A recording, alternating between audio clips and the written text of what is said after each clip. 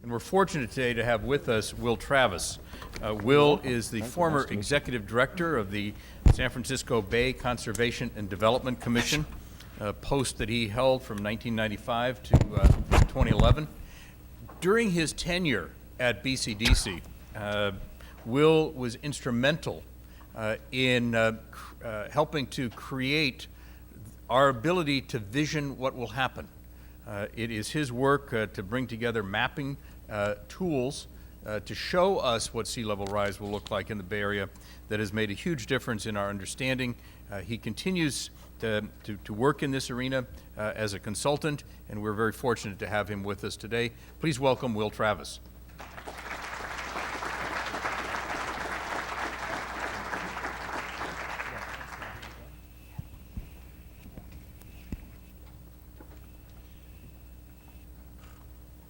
What a treat it was to hear John Englander. He is just great. And let me share a secret with you as to why he is so good. It's me. What John does, and he and I have worked together now for quite some time, when he comes up with an idea, he says, okay, Trav, here's the way it works. And he explains it to me, and if I say, I don't get it, he dumbs it down. And when he finally gets it so that I can understand it, then he puts it in the book and in his talks, because we know anybody can understand it. But I'm the guy. John has described the impacts that sea level rise at a global and at a national level. And my job is to focus on San Mateo County. Because at a regional level, when you look at all of the impacts that climate change is going to have, at a regional level, the most profound one will be sea level rise. Now, rising sea level is not just something to worry about in the future, and John and I have to keep reminding ourselves when we talk about sea level rise, we don't say when the sea level rises, we say as the sea level is rising. Because over the past century, as he mentioned, about the only thing average about the Bay Area is we're about average for sea level rise. It's been about 8 inches. And we know this because the longest continuously operating tide gauge in the entire United States is at the Golden Gate. So we've got 150 years of data to prove this. And sea level rise will accelerate in the future. And as John explained, the exact level of the sea at any particular time in the future will always be a subject of scientific debate. And what this chart shows is it could rise between 1.3 and 4.6 feet by the end of the century. But if anyone predicts the exact elevation of sea level at any precise point in the future, I'm willing to bet my entire pension that they'll be wrong. But the good news is, if you choose a level that's too high, all you have to do is wait, and eventually it'll be right. Now, to understand why sea level rise is such a big deal for the Bay Area, we have to look at the past. This is what the Bay Area looks like now. But if you go back to the early days of California, you see that yellow area around the bay, and that's the extent of the wetlands and the water in the Bay Area at about the time of the gold rush. But by the 1950s, a third of that wet area was gone because the bay is shallow, 2/3 of it less than 12 feet deep. So large parts of the bay were reclaimed for real estate development. Today, the bay is surrounded by 240 square miles of filled land. And when it was filled just high enough to get it above sea level of the past. Now, this legacy of filling the bay in the past is a great predictor of what sea level rise will do to our region in the future. Here's 2 maps, one showing the extent of the water area around the bay in 1849, and the other showing what it could be with about 55 inches of sea level rise in the future. And you see they look pretty much the same. So at first blush, if you're an environmentalist, you look at this and say, hey, this is great news. All that area of the bay that we filled for 150 years, we get back. It becomes part of the bay in the future. The bad news is that we built all kinds of expensive stuff on that low-lying real estate, including stuff that's just essential to civilization as we know it. Let me show you a few other examples. This is San Francisco International Airport. The light blue shows the area that could be inundated by mid-century. The dark blue shows that by the end of the century, the whole airport could be underwater. A lot of people look at this and say, oh, I got the message. Fly Oakland. This is Oakland International Airport. And this is Silicon Valley, which faces double jeopardy. Until the 1960s, the South Bay was called the Valley of Heart's Delight. And it was fruit orchards, and it was irrigated, they were irrigated with well water. And as the water was extracted, the ground elevations sank, resulting in large parts of the South Bay already now being below sea level. What this map, which overlays inundation risk with some employment centers, shows that there's a lot of high-tech companies that are vulnerable to flooding. Now, this map illustrates two things. First, aquatic wildlife and geeks seem to prefer the same habitat. And the second is, unless there is a massive flood protection system put in place, sea level rise will result in many of the world's most famous IT companies showing overextended homeowners what it really means to be underwater. Around the bay, over 280 square miles of low-lying land is in danger of being flooded by mid-century, over 330 square miles by the end of the century. The homes of over 250,000 people, major highways, rail lines, airports, and businesses worth about $62 billion are located in these low-lying areas. A few years ago, the Pacific Institute looked at the flood risk along the entire California coastline. And this study shows that it's almost $100 billion of property is vulnerable to flooding from sea level rise. Most of the vulnerable property, about 63%, is here in the Bay Area. And the study also found that of all 20 coastal counties between Oregon and Mexico and around the bay, San Mateo County is the most vulnerable.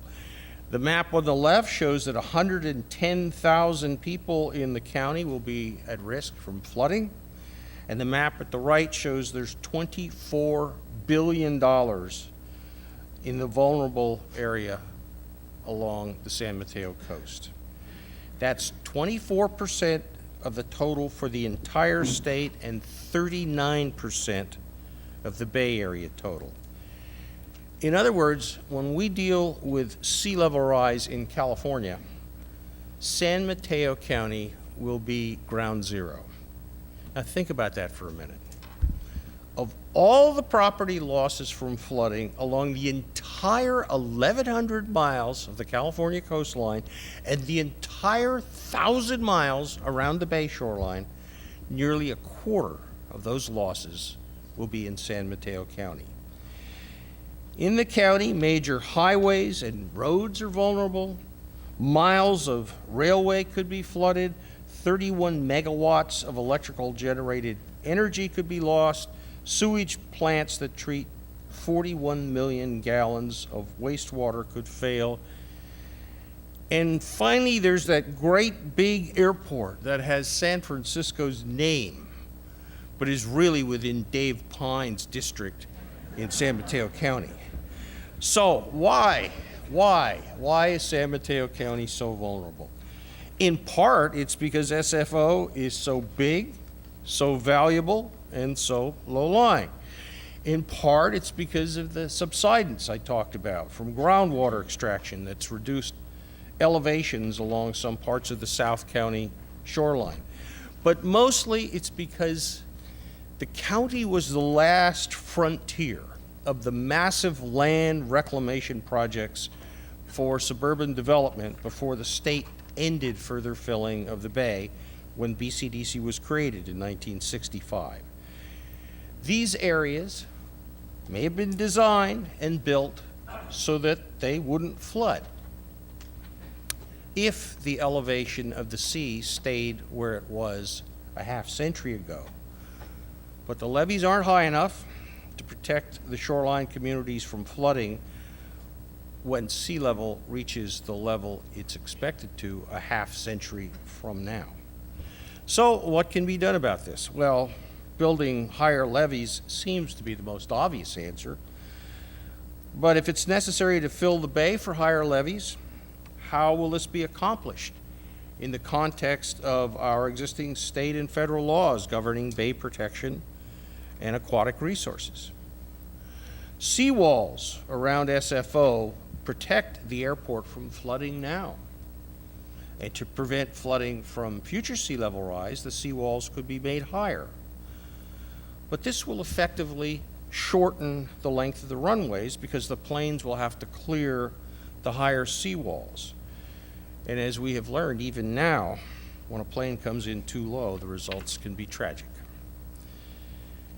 You'll probably hear more today about the concept of horizontal levees, which are really broad restored wetlands outboard of levees. Now, this is a wonderful idea because wetlands are about as close to magic as you're ever going to get when you're dealing with flooding.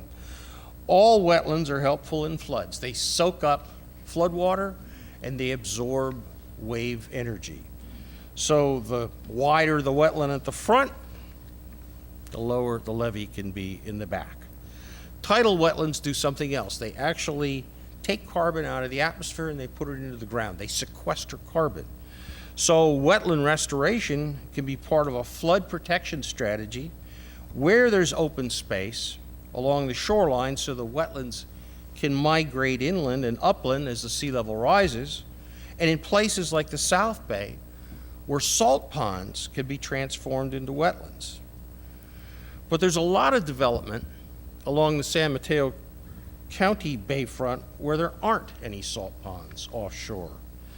And also, as Bay Area pilot Sully Sullenberg could attest, birds and jet engines don't get along very well.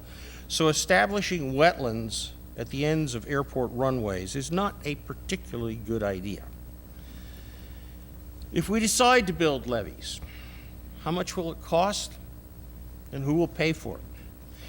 If Bay Area voters agree to tax themselves to pay for flood protection, will they be willing to see 40 cents of every dollar they raise spent in just one county, San Mateo? What if there's a statewide bond measure? How will San Mateo County compete with other areas, especially since, as John mentioned, Sacramento is more vulnerable to flooding from levee failure than any other city in the United States, including New Orleans. At the national level, the federal government is going to have to deal with a host of climate change problems around the country, including more frequent and prolonged extreme heat waves in the Southwest, more erratic weather that will bring both drought and more floods, extensive flooding from sea level rise along the east and Gulf coasts, where the shoreline is shrinking and sinking at the same time the water level is rising.